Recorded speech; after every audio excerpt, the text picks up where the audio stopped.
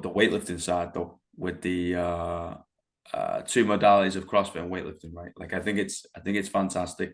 I think both sides are fantastic, right? But like you said, I think it's perfect point. You want to excel in either one of them, you've got to be able to attack them as its own thing. Like usually, say for example, you take a CrossFit class, you got a little bit of barbell at the beginning before you do like a metcon. They call it like double days, right? It's not two separate sessions, but it's two things in one session rather than just like we're solely focusing on the workout, right? And you're like, Yeah. okay, cool. Say, for example, you got 15, 20 minutes, whatever. Barbell. I was like, forget about CrossFit. This is Olympic weightlifting for the next 15 and 20 minutes, right? And everyone's like touch and going and like trying to do it for time. They're looking at the clock and it's like, I was like, dude, what the fuck are you doing? Like, sit down, relax, like, think about what you're doing, think about the lift. And it was just like, what do you mean, coach? Like, the time. I was like, forget about the Yeah. time, mate. Yeah, it's real Ah, different. What I really loved about CrossFit, I say it in past tense only because I'm not practicing it right now. But what drew me in to CrossFit was that variety. mm, It's so nice, because usually the hour is broken up in such a way that it gives you almost everything, a little bit of this and a little bit of that. But when I was drawn into the weightlifting world and competing in that, then doing it a little bit in the context of a CrossFit class no longer sufficed. And then all of the little bit of all the other things in CrossFit was just something that my body just wasn't recovering well enough from to perform in weightlifting. So if you want, I think for fun or for fitness, it's actually better to do CrossFit because 100%. you get everything.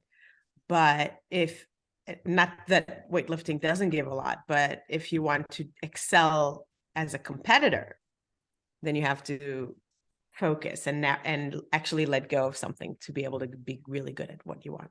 And you got to look at like, your goals as well, right? And if you just bog standard a GPP, I just want to like kind of live a better life. You're like, great. You probably need to be exposed to multiple things.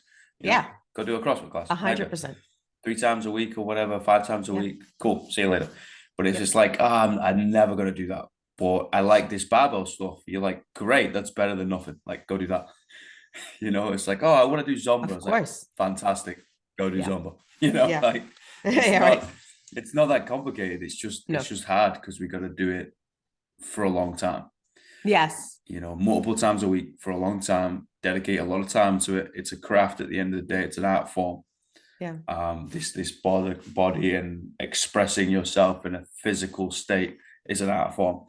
And that's where the hard comes into it rather than it's not complicated. Like, I mean, Yeah. No. I coach Well, it, Haley. yeah, I I know. coach it, it's not complicated.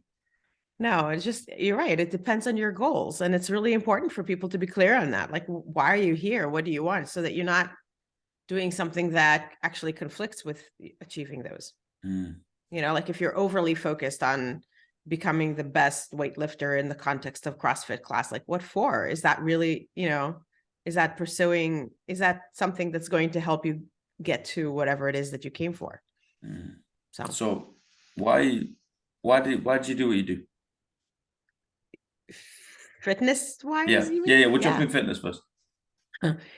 Um, well, right now I am a competitive person, and my coach, I guess, either recognized that or banked on it, or I don't, or maybe that's just the type of people that end up showing up and being regulars at CrossFit in the first place. But he saw me lift and he pulled me over. I did not, and I knew nothing about competitive weightlifting. And I certainly didn't know there was a master's division of competitive. Never heard of it. Never heard of it. I was just doing CrossFit. And he pulled me over and he goes, "How much is your snatch?" And I told him. "How much is your clean and jerk?" And I told him. He's like, "And how old are you?" I'm like, "This is getting weird." And he's like, "And how much do you weigh?" I'm like, "Okay, what are you doing?" And he's on his phone. "What are you doing?" And he was pulling up the qualifying numbers chart because in masters weightlifting, it goes by age groupings of 5 years. So like I'm in the 50 to 54 women category, and then by body weight. because it makes sense. You shouldn't have to compete against an Amazon, you would never make it. And then there's a chart that says how much your minimum of the snatch and clean and jerk kilograms added together. You have to qualify in order to compete. And he was matching me up, and he goes, okay, based on what you just told me, what you already are doing right now qualifies you for both nationals and worlds, and you could probably medal. And I was like, what? What? Okay, tell me more. So, like that's a good way to get Halelly's attention. I'm like, oh, he's like, yeah, how many times does anyone have a chance to be the best in the world at anything? And I was like, yeah. And so he told me more about it. And at the time I was 49 years old, and I was thinking like, what would be kind of a cool thing I could make a goal for age 50, like a badass goal. And I was like, I think this qualifies. So that was a long answer to your question. So what I'm doing right now is I am weightlifting 4 days a week, 2 to 3 hours a day, preparing to compete again in 2 weeks at the U.S. Nationals Masters weightlifting championships. And I competed in December in the World Championships, and I competed a couple of other competitions before that. So it's a new thing for me. I've only been doing it for coming on 2 years, but it's so fun. That's crazy. So you were just CrossFitting to get yourself there, and then how long were you CrossFitting? Were you doing anything before that? Yeah. So I never was an athlete. I was a dancer when I was a teenager, which is an athletic pursuit, but I didn't think of myself as an athlete. And then I just always kind of danced a little bit, or I would do like aerobics, but nothing really got me. Nothing was attractive, and I didn't enjoy any of it. And then I started when I was 37 years old. I started, I got the fattest I ever got. And I saw my pictures coming back from vacation, and I was like, this is me. something has to be done. So I hired a personal coach because I did not know what to do. Because if I would go to the gym, this was the most boring thing ever. 100%. So boring to me. Just being by myself in a gym. And so I hired a personal trainer, and that was really great. And it got me into shape. And then I started running, and I hate running, but I did it sort of because it's good for you, like take your spinach running. I hate running. And I did that a little bit as well. And then CrossFit was just coming on the scene. This was 2007. It was like not popular. It was not everywhere. There was no CrossFit gyms near me, but then a couple of them opened. And at the same time, my coach was moving across the country to another place. I was losing him. So instead of taking another coach, this was my leap. 2009, I joined a CrossFit gym. It was so new. And because I had wanted to for a long time, I was following it and, like, yes, this looks like it's for me. And I loved CrossFit so much. So yeah, age 39 is when I started CrossFit. And then when I moved across the country, I moved from the Washington, D.C. suburbs to the Los Angeles suburbs. Back in 2015, the first thing I looked for was where's a CrossFit gym here? And I joined one. I just absolutely love CrossFit. I think it's so perfect for me. So that's kind of how that was. And then this gym that I'm in now, the gym I joined, I loved. And it was everything that CrossFit needs to be, like family, community, challenge, fun, competitive, but positive, everything. And then it was taken over. It was sold to another CrossFit gym, and they had a very different culture, very different culture. I really knew right away that it was not going to be the place for me anymore. It was like, I went through mourning. I think I was just sad for months. Finally, I found this space, and sort of the long story of it is that the owner of my current CrossFit gym, Precision CrossFit in Agora Hills, California, is also a weightlifting coach who has taken people to medals in worlds and nationals. So he has that specialization, and that worked for me. So, that was, so I was doing CrossFit from 2009, pretty exclusively until 2020. Wow. And then I started dabbling in like a couple of days a week CrossFit, I did a couple of days a week weightlifting, and then Corona. Then I was like, doing workouts on Zoom with a backpack full of books as my weight. This is so much better than nothing, but so insufficient. That kind of got into my way of the goal of doing competitive, doing a competition at 50, because of pandemic is when I turned 50. But I did it at 51, and it's good enough. Wow. So that was also a long answer. So over the time when I decided I was going to become competitive in weightlifting, at first I was trying to do both. And this is what I was telling you before. I was like, I did CrossFit a couple days a week and weightlifting a couple days a week. And I found that when I came to weightlifting, I was so sore from CrossFit, I couldn't perform. And my coach said, if you want to be world class at anything, you probably should just focus on whatever that sport is and not try to do two different sports. And I was like, okay, but I love CrossFit. So that's when I started just focusing on weightlifting. I mean, I do hiking and dancing as sort of other things, but I don't do CrossFit right now. Yeah, that's the thing, isn't it? Like, I love the blend, and you look at like a whole year or even like a 4-year cycle, right? And then you look at the blend of CrossFit and into their sport, and sometimes like CrossFit's up here, and you're doing a lot, and it's usually a lot of preseason training. We used to run hills and parachutes and carry your body around on the pitch and stuff. Like, it's just crazy shit, flipping tires, and then it just drops, and you're basically barely doing it anymore. Now you're super sport specific, and that's especially what you got to do in weightlifting, right? Like, it's so technical. Your nervous system takes an absolute beating. Yes. And then if you go in, it's like, oh, CrossFit workout, you're gonna do like Randy 75 power snatch for time, or you're gonna do Karen with 150 wall balls. You're like, dude, this is not good, man. No, it was really not good. So I was doing terrible in CrossFit when I came to CrossFit, and then I was terrible at weightlifting when I came to weightlifting, and I was like, okay, I guess I have to focus, which is a really good lesson in general. I would say, like, as a business person too, the whole, like, you want to try to be everything to everyone, and you want to try to dabble in everything, but ultimately you become really good when you narrow.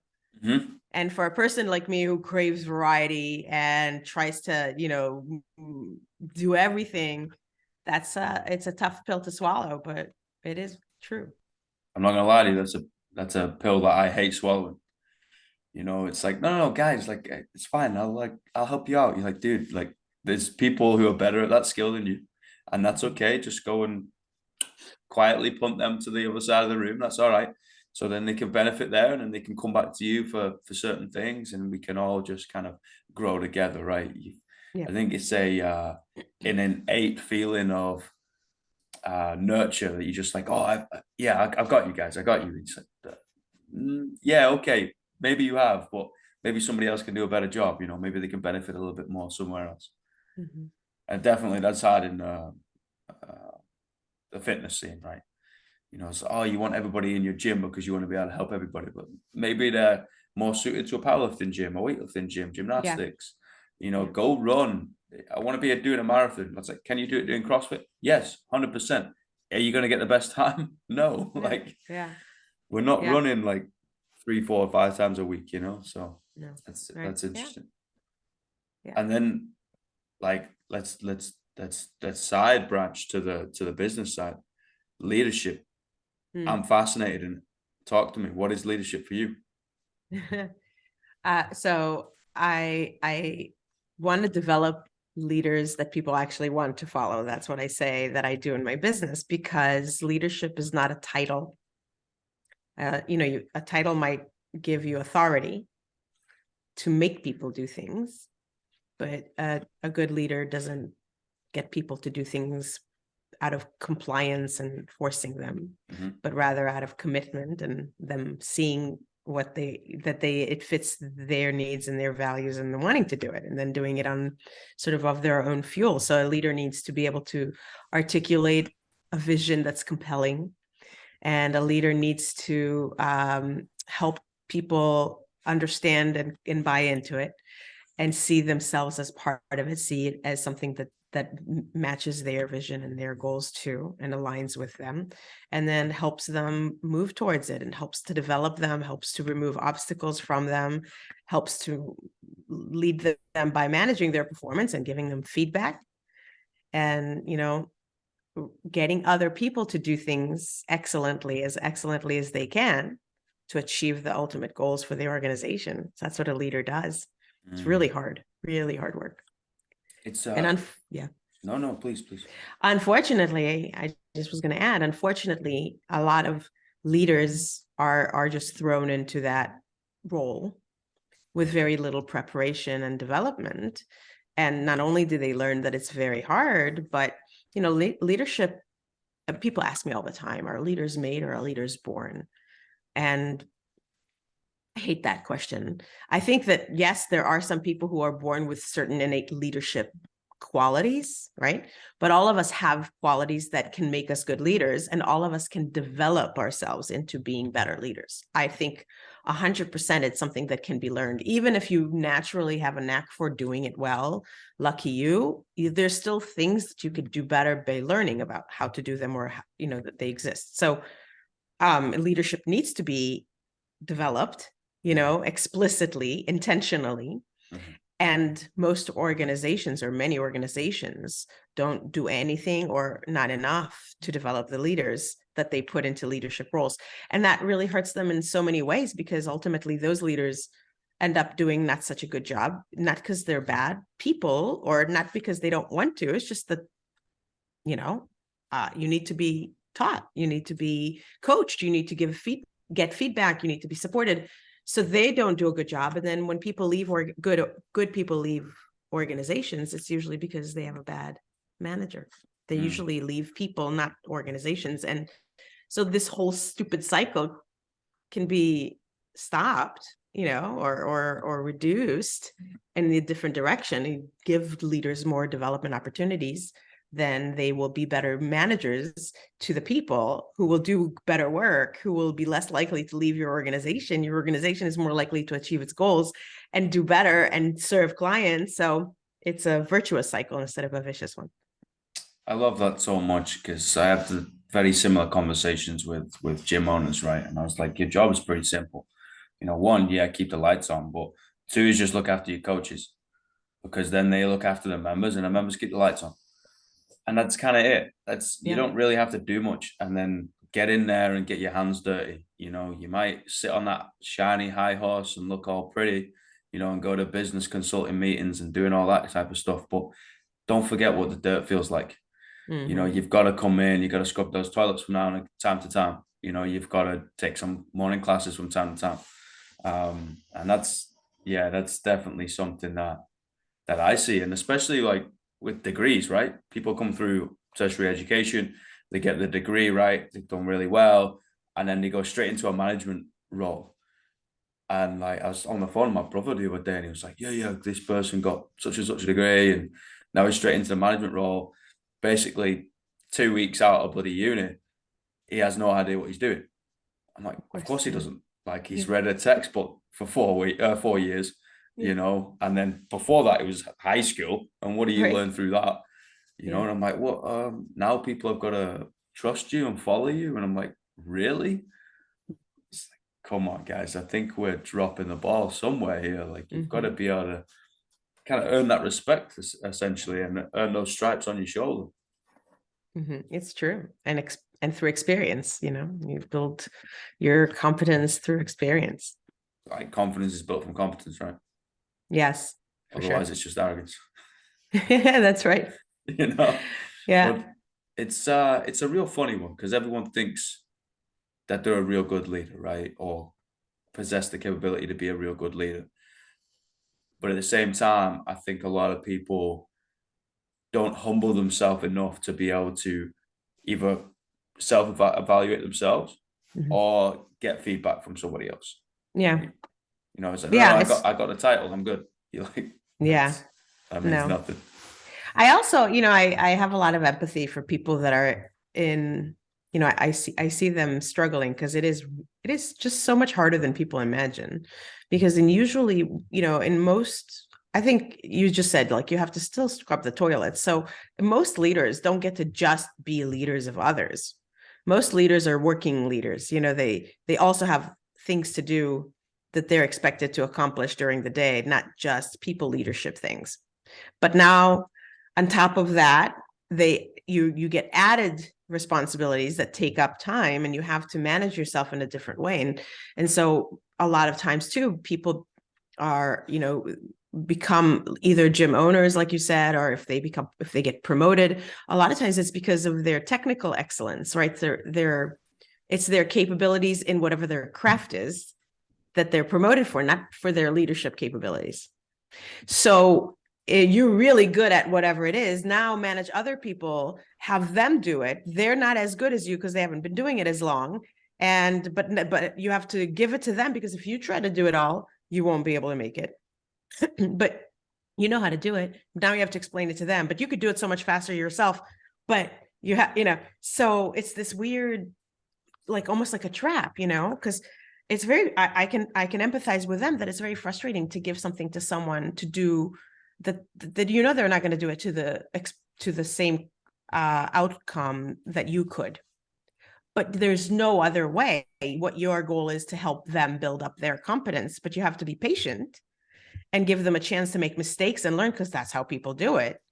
And you have to be willing to weather their lower performance level than yours, perhaps, and have the outcomes be not as great as maybe if you did it yourself, because you understand the long-term goal is to get these people to be able to do it so that you don't have to do it anymore. And so that they can feel good about themselves. And that's, it's difficult to be in that spot. And so you couple that with not having anybody sort of explain this to you or ready you for it. A lot of times people that are bad managers, and to your point, they either don't think that they're bad managers, they don't know it, or maybe they have like an inkling that they're not doing such a great job, or they get feedback, direct or indirect, that they're not doing such a great job. Like people are leaving their team in droves every time somebody can. They hop off their ship. Like that's a good sign that this is not a good place to be. But, we're humans, so we don't like to feel like shit about ourselves. So a lot of times either they don't have any idea, or they just sort of, pretend that they don't see it, or just because it creates dissonance. You can't live with yourself doing a job and feeling like you're bad at it. So in order to just wake up in the morning and function, you have to remove the dissonance, either by getting the skills, building up the skills, that's the smart way, or by ignoring and pretending that there's no problem. I think that's such a fascinating point of people who are competent in the role getting shoved into a manager's role without any training. Like I wouldn't have even thought about that. I'm like, that really is fascinating dynamic. And you're like, it's also a dumb idea. It's a bad design, right? Yeah. It's like, great, you're really good at doing number one, but like you have zero skills at doing number two. So I'm just going to make you now don't do this anymore and do this thing that you know nothing about, and we'll just leave you alone and let you flail over there until you fail. Right. Wow. Again, it is another art form. It's just layers, right? Like, yeah, okay, you need to be able to do the bottom work and start from the bottom, build the foundation, whatever you want to call it, right? Yep. And he's like, yeah, okay, cool. But transition into level 2, where you then need to develop more layers and more skills and learning more things. And then, 3, and same. Yeah. Climb that pyramid. Yeah. And you have to have the humility to admit that, you're not excellent yet, and that it requires effort and practice and feedback. Like anything else, when you're new, it's humbling, when you're new at something. Because and if you're the kind, the kind of people who get promoted are the kind of people who are overachievers. They're hardworking. So it's not a place usually they like to be. You don't like to be a novice, and now you're. It's really very challenging. How do you navigate that? Plus now you have to have the authority that people will kind of trust you and follow you. So you can't be completely humble and be like, look, I know nothing. I'm terrible at this. Like, you can't do that. Well, that doesn't instill, confidence and trust. Mm. But if you act like you've got it and, you're God's gift to leadership from day one, you also don't build trust. Yeah, that's it. And like, I think it's checking your ego, right? Yeah. Like how many times have you seen somebody get a little badge and they change? Yeah. You do And you're have like, to. oh god damn, here we go. Yeah. You know, I switch off. I see people switch off as well, especially coming from like a Northwest, very blue collar background. You see pretty hard workers at the bottom. That's what all they're gonna do. They don't have the mindset nor drive to climb said ladder. They're just gonna do this. You're like, great. And then somebody comes in as a managerial role and starts trying to be big dick, right? You see them switch off. And you're like, you've now just lost your crew. Yeah. Like it's 3 seconds. You've just walked through the door. You've lost your crew, son. Like, and now you've got to literally bleed to get them back. And it's checking your ego is a really fascinating thing. I'm reading a book at the moment by Ryan Holiday of Ego is the Enemy, his new one, and it's real fascinating. I think that concept and that construct in everybody's brain is quite interesting. It is interesting. Definitely is, especially when you look back. And I am a bit of a history geek, and everybody as a kid idealizes certain characters, right? And then when you're an adult, you realize what their shadow is, and then you start to understand them a little bit more, and you're like, oh, okay, cool. And you're like, wow, all these fascinating characters that we like to put in lights actually egotistical maniacs. Yes. Right. And you're like, whoa, some of them just straightforward narcissists. Mental, right? And you're like, what? How? But 2 and 2 is not bloody 5. What's going on? You're like, okay, fine. Like, it worked back then when you can just kind of run around stabbing everybody, but it's not going to work now. Yeah. But it's fascinating. It's a really strange construct. It is really strange. And but it's baked into the human experience. Human experience, exactly. I love that little way of putting it. We're not the be all and end all here. We're experiencing something that we call a human being. Like, mega, learn from it, have a good time, hopefully pass more on than we took, and then crack on, go wherever you got to go next. Hopefully you go up, not down, if you believe in that. Yeah, hopefully. Whatever. I got 3 questions, boss. What's the greatest piece of life advice you ever received?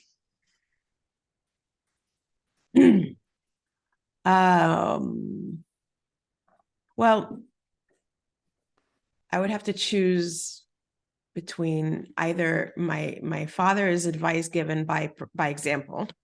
Just he lived his life in a way that was true. He was always true to himself and his morals and values, and he never compromised. He was always willing to walk away from something that everybody else was like, just put your head down and just, grin and bear it and he never did. He always charted his own path, believed in himself, and stuck to his values and morals, and things worked out in that way because he could, he could live with himself. So I watched his example, knowing his life trajectory and history, I would say has been extremely meaningful for me. And then the other advice was not given as advice, but when my son was 15 and he was trying to convince us to take him out of regular school, high school, so that because his goal was to become a professional skateboarder. And he wanted to use the daylight hours to skate. And we're like, yeah, but you have to go to school. It's, plan B. And he said, so let me get this straight. You want me to spend more time on plan B than plan A? And I was like, oh, I could choke you. That makes so much sense. Like, I don't know how to answer that, but that's very good advice. You probably should spend more effort and time on plan A than plan B. And, it's the sort of the moral behind that is you can't live guided by the need for safety or by being cautious against failure. You have to go towards what you want and take the the potential cost of failure as a part of the bargain. Smart kid. That's perfect. It was really smart that he was able to say that to his parents. And of course he got what he wanted and he's doing it. Wow. Yeah. I mean, hats off to him, man. Hats off. What's the worst piece of life advice you ever received? I don't know. I guess I didn't remember it. I didn't Good. absorb it. Yeah. I don't know. I've seen a lot of bad advice, I guess, but nothing that stands out. Well, it's good. Hopefully it's not like directed your path in some way. Some people get like properly crippled by it, right? And then other times you push towards the positive side, and that's obviously the best side. But yeah, I mean, the only, I've talked elsewhere about this story with my son, but it's almost, I don't believe in karma or woo woo or any of that. But if I did, this would be a perfect example, because when I was a teenager, I wanted to be a dancer. And my dad, who I admire a lot, as you could already know, meant well to say, you shouldn't be a dancer. That's not a profession. It's very difficult to make a living as a dancer. There's very few jobs in it that are, only very few people really rise up. Everybody else is struggling. You're smart. Go to college, get a degree, and do dance as a hobby. I mean, it's like weird how full circle that all came with my son. And at the time, I was pragmatic and I really trusted his advice. And I wasn't courageous enough to stand apart and to say, well, I'm going to try it anyway. And so what if I don't make it? I can always go back to school or always do something else. Why do I need to see it as binary? And I never tried. I never tried. And I regret that to this day, that I never tried. That's why I couldn't do that to him. Like, come on, Halelly, this is bad advice. Exactly. Now, but I knew it from the parents' perspective is exactly what I wanted to tell him. I was like, oh, I now understand. Don't do it. I guess maybe if you'd have gone for it, you wouldn't have given your son the same advice, Who knows, right? Yeah. That is a funny full circle. Yeah, life is interesting that way. Wow. Okay, last question. What are the 3 words you tell your younger self? What are the 3 words I tell myself? Tell your younger self. My younger self. Oh, 100%, given this little story, 100% I would tell myself 3 words. I have to think about making sure I count them right. Go for it. Yeah. Why not? That's right. Why not? That was so dumb. It's a fear-based, it's fear-based or safety-based thinking, and it keeps you small. I used to have a Spanish teacher. 100%. I used to have a Spanish teacher in school that always used to say, don't say why, say why not. Yeah, I like that. Literally to everything. And I was nice. Like, That's a gift. You had that kind of a teacher. Yeah, cool chick, man. That is a very, very good voice to have in your head. Super cool. Like, I mean, stuck with me, right? Like I'm still remembering it now. I don't remember shit from school. So I mean, that's all I need. Take that. It's a win. Yeah. Perfect. Boss, thank you so much. This has been an honor and a privilege. Well, thank you. Thanks for inviting me. It's been fun. I enjoyed it. We can talk nonsense whenever you want. You're always welcome. Thanks. Sounds good. Thank you. You have a great day, and you got to send me more of those cat videos. Like, just follow me on Instagram, and you'll be getting cat videos every day. I'm obsessed. It's an issue, but whatever. You got it. I'm dying on. Anyway, thank you so much, and we'll speak soon. All right. Thanks. Awesome. Enjoy your day. Bye, everybody. Take care.